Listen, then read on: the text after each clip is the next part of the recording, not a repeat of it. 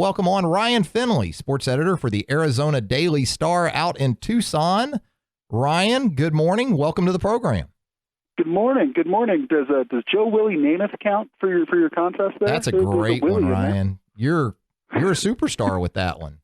You know, absolutely. Joe Willie Namath counts for the name game. So absolutely, you're in there with that one, and really like Joe Willie Namath as an addition to that list. Now, in addition to the Alabama Athletics Department is set to formally take place a little later today, as you know, Ryan, as Greg Byrne, been the vice president of athletics at the University of Arizona, I guess for 7 years now, going to be named to that same position, or the equivalent of that position, I guess, here at the University of Alabama later this afternoon.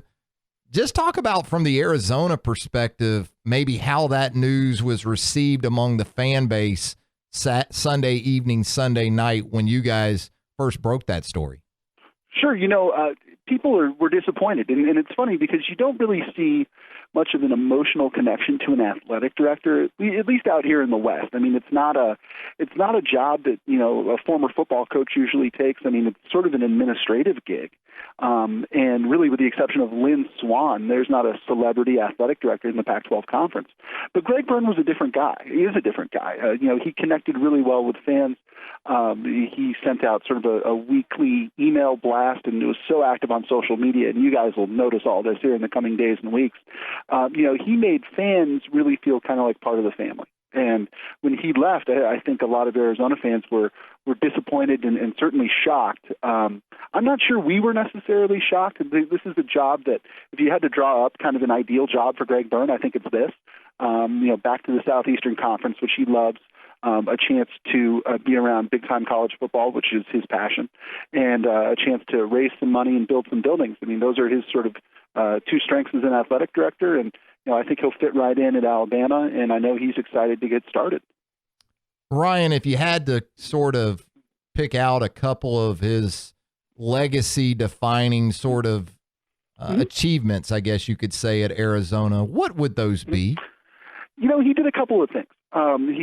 The one that you guys are going to probably talk about a lot is he hired Rich Rodriguez. And at the time, it was a coup. Arizona was a school that just fired Mike Stoops, Bob's younger brother, and was looking for a coach. And Byrne, without really anybody knowing, had been flying out to Michigan to meet with Rich Rodriguez off and on for a couple of months before that hire was made. And when they announced that Rich Rodriguez was the new head coach, it kind of took everybody by surprise. That it had been something that Byrne did in pretty much secrecy as he hired a football coach. And I know that maybe the day will come where he will have to do that again in Alabama.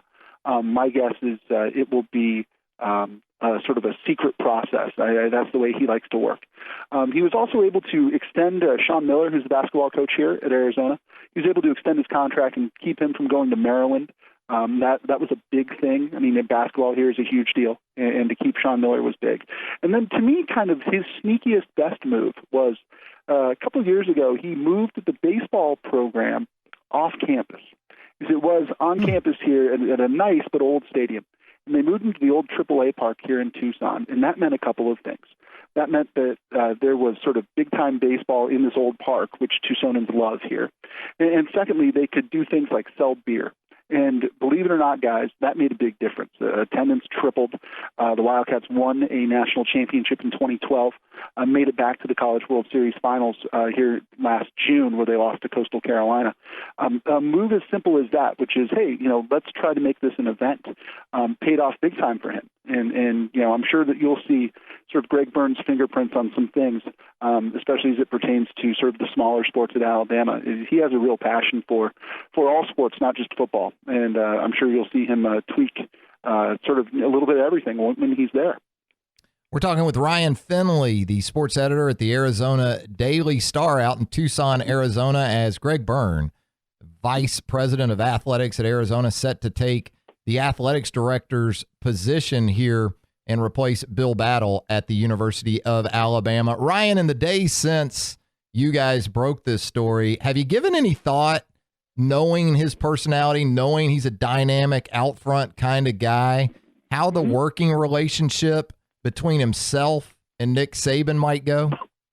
Well, that's the $1 million question, isn't it? I mean, Greg Byrne, and I mean this as a compliment. Greg Byrne was probably the second most visible person in athletics in Tucson, Arizona, behind Sean Miller, the basketball coach. Greg Byrne is a celebrity here. I don't know what that dynamic is going to look like when he goes to Alabama. I mean, I can only imagine Nick Saban is a rock star and the president, basically, at Alabama combined. And I don't know if Byrne's going to have to take a step back in terms of sort of his celebrity status there, or if he's going to take some of that celebrity stuff off of Saban. I don't know how much Saban enjoys being the most recognized man in the state. Maybe Byrne steps in and is able to do some things that will take a little bit of that heat off of Saban. But, to me, that's the big question. I think there are two questions here, which is how will Byrne and Saban coexist? And the second one obviously comes where, if that day comes when Nick Saban leaves, who does Greg Byrne hire to replace him? And those are sort of going to be the two defining questions of Greg Byrne's time in Alabama, I think. Ryan, obviously out there, Arizona Hoops is the star of the show. I don't think anyone would argue that.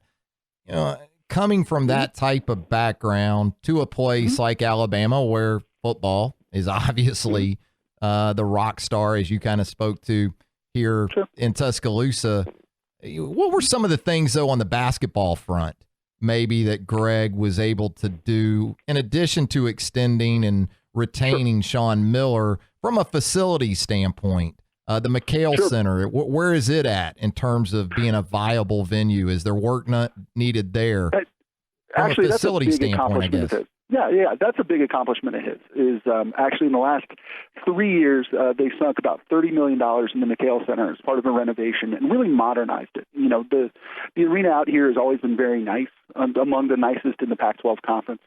They really did modernize it, though. They revamped the locker rooms completely, put in new chairs throughout the arena, and upgraded the video board, the lighting system, the in-game experience to the point where it's now kind of like an NBA game. That was huge. And really, for everything that you see as a fan inside McHale Center, there's 5 things that you don't see because, they've done all of this stuff really to help the student athlete. And there are lots of like locker room renovations, improved academic center. They just opened a new academic center a couple months ago here. That was all part of this McHale Center renovation. And they will say that they did it sort of with the student athlete in mind. And that's very much Greg Byrne's MO, I think. As much as he will sort of win over the fans with a new video board or a new in-game experience kind of thing, a lot of the construction and a lot of the fundraising that he does is for things that, your average fan couldn't really tell or notice. The student athlete stuff, academic centers, practice facilities, things like that.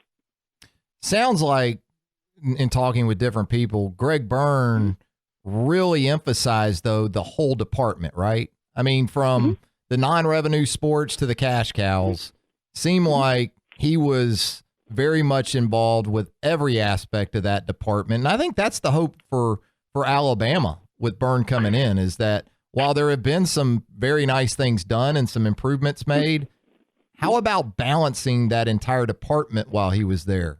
Ryan? Well, yeah, he did a good job. And I think guys, leadership, good leaders treat everybody differently. And I think that that's a good sign of leadership. Greg Byrne wasn't going to break the bank to hire a soccer coach or a baseball coach, frankly, and when he was at the University of Arizona, because those schools did not make a lot of money, or those programs. But he was involved and invested with all of them. He talked to our columnist the other day, and, Byrne got emotional, started crying when talking about the women's basketball coach who's been on the job for 3 months.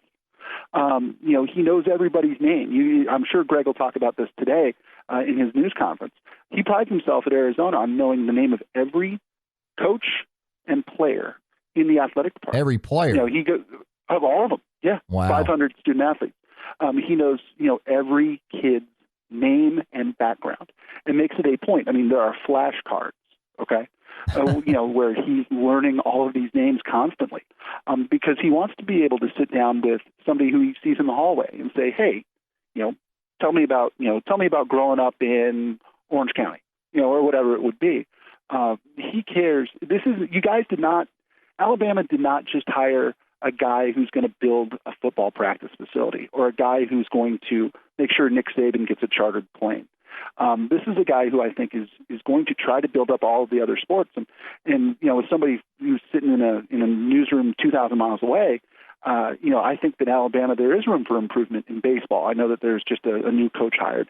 In basketball, you know, with Avery Johnson and everything that's going on there. I think Greg Byrne is really going to push to win national championships in sports other than football. And I think that is one of his strengths. He truly cares about really every sport, whether it's you know, golf or again, you know, football, which prints money. Well, Ryan, we really appreciate you joining us on short notice on a Thursday morning here in Tuscaloosa. Great work by you and your outstanding staff on this story, beginning with Sunday evening's First Word, and look forward to hopefully talking to you maybe down the road at some point. Thanks, Ryan. No problem. Anytime, guys. Thanks.